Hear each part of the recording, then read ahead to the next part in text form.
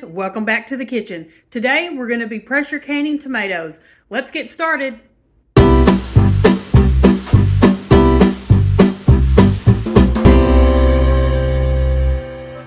So we've got our lids getting hot. We don't want those boiling, you just want them to be hot.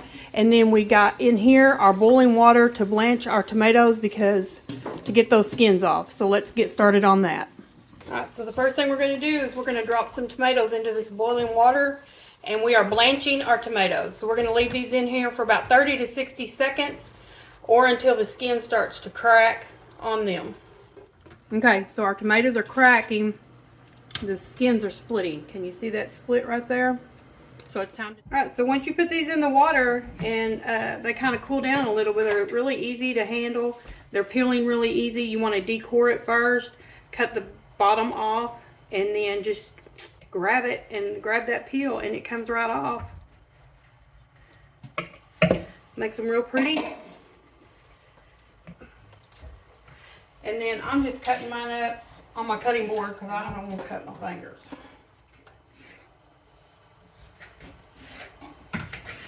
Alright, so we're going to continue to do this for all of the tomatoes.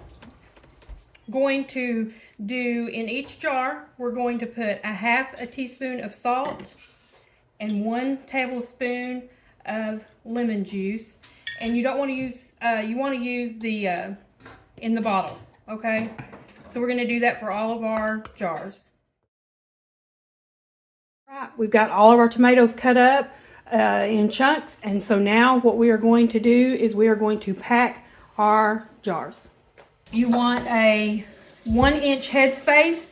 I have this little tool that you can use and will measure your headspace like this. Or a trick is on the pint and quart jars, just below this ring, bottom ring, is 1 inch from here to here. So that's your 1-inch headspace.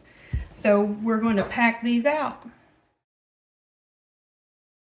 So the next thing you want to do is you want to take a spatula, a wooden spoon, one of these little things, just anything that you can do to get down in your jar and pack these out.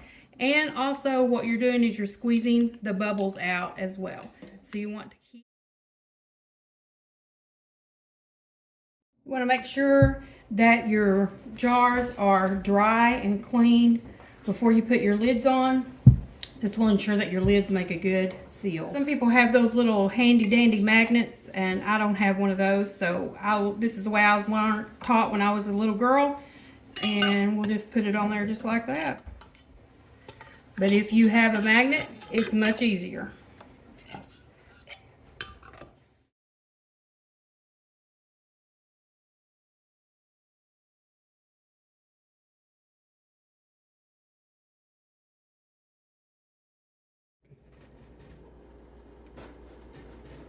We're going to open our canner, make sure the pressure is released, and we're going to open it away from us so any steam will not get on us. I'm just going to remove these out of our canner.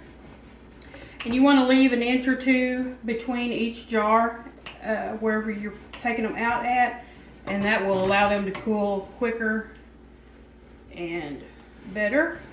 And we're going to leave these here, and we're not going to touch them for 12 to 24 hours until they have completely cooled on their own and the lids have sealed. We have canned our first batch of tomatoes for the season. I hope you enjoyed this, and let me know if you have any questions.